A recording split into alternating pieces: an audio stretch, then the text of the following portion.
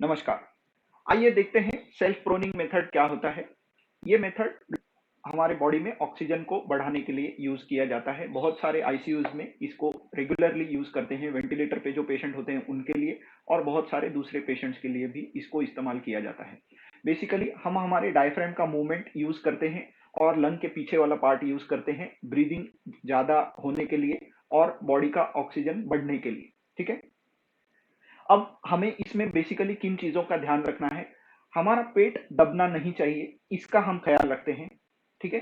दूसरी बात, आपको ये मेथड करते टाइम अगर आपका ऑक्सीजन लगा हुआ है या आपका मुंह में ऑक्सीजन के लिए ये रखा गया है, डिवाइस रखा गया है, और आपका मेजरमेंट अगर चल रहा है, ऑक्सीजन का मेजरमेंट जो आप घर पे ऑक्सीमीटर से करते हैं वो चल रहा है, तो आप उसको इस्तेमाल कर सकते हैं, वो कंटिन्यू रख सकते हैं। ये मेथड करते टाइम उसको बंद करने की जरूरत नहीं है। ठीक है।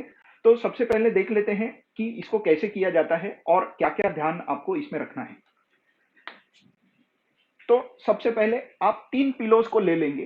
ठीक है। यह तकिया है, गोल वाला तकिया होता है, आपके घर में नहीं हो तो आप बहुत सारे पिलोज का स्टैक कर सकते हैं, ऐसे एक के ऊपर एक।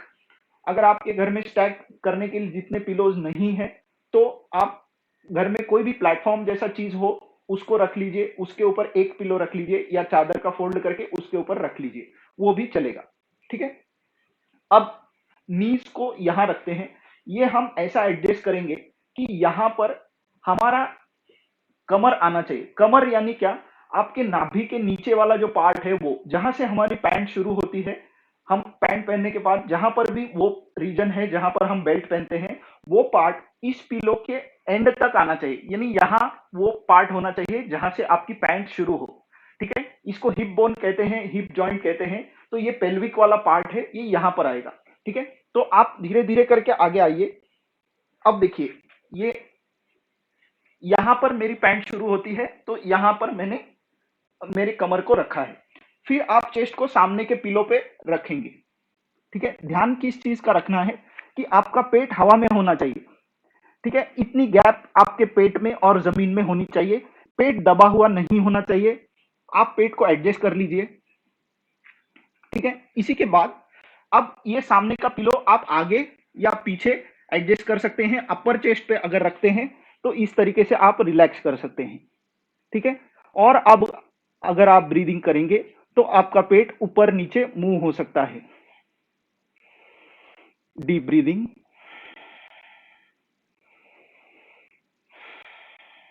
आप पैर रिलैक्स रख सकते हैं।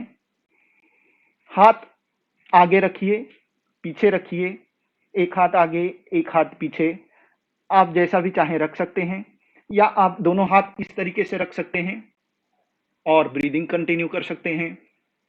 ठीक है। आपको 30 मिनट्स, 1 आवर, 2 आवर्स आपको इस पोजीशन में रहना है।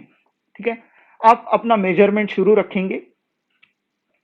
मेजरमेंट शुरू इसके लिए रखना है कि कभी अगर आपकी पोजीशन गलत हो गई तो हमें पता चलना चाहिए कि ऑक्सीजन बढ़ने की जगह कम तो नहीं हो रहा। ठीक है। बीच बीच में अगर आपको पॉसिबल है तो आप इस तरीके से ऊपर आएंगे, थोड़ा डीप इनहेल एक्सहेल करेंगे,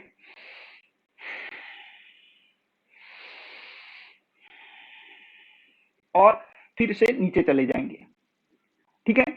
इस तरीके से 2 घंटा, 1 घंटा, 1.5 घंटा, आधा घंटा अगर आप लेट जाते हैं तो आपके ऑक्सीजन के लेवल में इजाफा हो सकता है।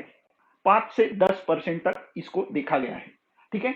अभी इसके बाद आप क्या करेंगे? आप ये सारे तकिए हटा देंगे। ठीक है। और आप लेट जाएंगे, और आप लेटेंगे लेफ्ट साइड पर। ठीक है। आप इस तरीके से लेट जाइए। ठीक है। हाथ ऐसा रखिए, ऐसा रखिए, ऐसा रखिए, किसी भी तरीके से आप हाथ रख सकते हैं। ठीक है। आपका लेफ्ट साइड जमीन पर होना चाहिए। आधा 1 घंटा आप ऐसे लेटेंगे, फिर आधा 1 घंटा आप राइट साइड पे लेटेंगे। ठीक है। तो आपका राइट हैंड जहां है उसको आप नीचे रखेंगे और आप लेट जाएंगे। ठीक है। ऐसे करके आधा 1 घंटा आप और गुजारेंगे।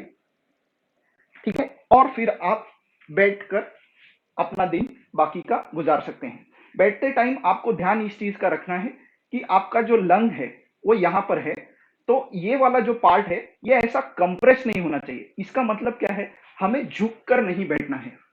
ठीक है। इसके कारण लंग दब जाएगा, तो वैसे ही आपका कैपेसिटी थोड़ा कम है, तो हम उस पर और प्रेशर नहीं डालेंगे। ठीक है, आप इस तरीके से सीधे बैठेंगे। आप चाहे तो थोड़ा एक्सरसाइज कर लीजिए, शोल्डर को ऊपर नीचे करके रिलैक्स कर लीजिए, हाथ को आगे पीछे करके अपना लंग थोड़ा फ्री कर लीजिए। टर्न करिए, दोनों साइड टर्न करिए। ठीक है, थोड़ा हमारा थोरैसिक पार्ट जो होता है उसको आप रिलैक्स रखिए और डीप ब्रीदिंग करते रहिए। ठीक है, डीप ब्रीदिंग आपको बहुत एफर्ट से नहीं करना है, इजीली करना है, ध्यान रखकर इस चीज का कि हम ऑक्सीजन ज्यादा लेने की कोशिश कर रहे हैं। डीप ब्रीदिंग करते टाइम आपको अगर सांस फूलने जैसा फीलिंग आता है तो आप डीप ब्रीदिंग को थोड़ा कम करेंगे, नॉर्मल ब्रीदिंग पर आ जाएंगे, ध्यान नहीं देंगे ब्रीदिंग के ऊपर। ठीक है,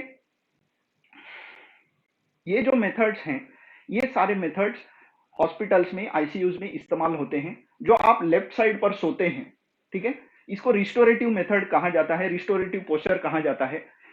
जब भी आप किसी आदमी को मूर्छित पाते हैं या उसको सांस लेने में तकलीफ हो रही है, ऐसा अगर आपको देखकर पता चलता है या लगता है, तो आप उसको सबसे पहले लेफ्ट साइड टर्न करते हैं ताकि उसका ब्रीदिंग इजी हो सके, हार्ट जो ब्लड पंप कर रहा है वो चीज इजी हो सके। तो ये जो भी आप फर्स्ट एडर अगर देखते हैं तो वो लोग ऐसा ही करते हैं कि उनको कोई भी पेशेंट हो तो उनका ब्रीदिंग देखते हैं, अगर उनको लगता है कि ये रिवाइव हो सकता है ब्रीदिंग, तो उनको लेफ्ट साइड टर्न करके थोड़ी देर देखा जाता है। अगर ब्रीदिंग कंप्लीटली बंद हो चुका है तो ही दूसरे मेथड्स इस्तेमाल करके ब्रीदिंग को रिस्टोर किया जाता है। ठीक है, ये जो सेल्फ प्रोनिंग का मेथड अभी हमने देखा, ये आपको रोज रोज करना है और आपका ऑक्सीजन लेवल मॉनिटर करते रहना है। इससे आपको इंस्टेंटली थोड़ा ऑक्सीजन मिल जाएगा, जिसमें आप या तो ऑक्सीजन अरेंज कर सकते हैं, या तो आप अगर हॉस्पिटल में बेड बुक कर रहे हैं तो वो काम कर सकते हैं, या अगर आप रिकवर हो चुके हैं, आपका ऑक्सीजन लेवल सिर्फ रिकवर होना बाकी है, बाकी आपका पूरा सब कुछ रिकवर हो चुका है, तो ये केसेस में आप घर पर ही ऐसा करके पूरा जो ऑक्सीजन का लेवल है उसको नॉर्मल पे लाने की कोशिश कर सकते हैं। मेरे ख्याल में आप अगर इसको थोड़ा ज्यादा दिन के लिए करेंगे तो ये आपको बहुत हेल्प करेगा। बेसिकली ये आपके लंग्स के अंदर जो कोशिकाएं हैं उनको खोल देगा। ठीक है, आपका ब्रीदिंग इजी हो जाएगा, बिना ऑक्सीजन लगाए आपका ऑक्सीजन नॉर्मल लेवल्स तक आना चाहिए। ठीक है, सिर्फ आना जरूरी नहीं है, वो वहां आकर वहां रहना चाहिए। ठीक है, तो इस चीज का आप ध्यान रखेंगे।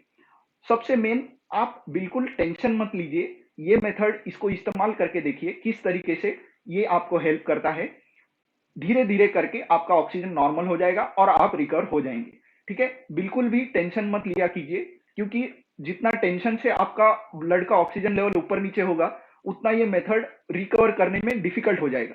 इस मेथड से ऑक्सीजन को रिकवर करने में उतना ज्यादा डिफिकल्टी होगा। तो आप अपने दिमाग को शांत रखिए, जिससे आपका ऑक्सीजन लेवल नॉर्मल पर आ जाएगा। ठीक है, ये था सेल्फ प्रोनिंग मेथड। नमस्कार।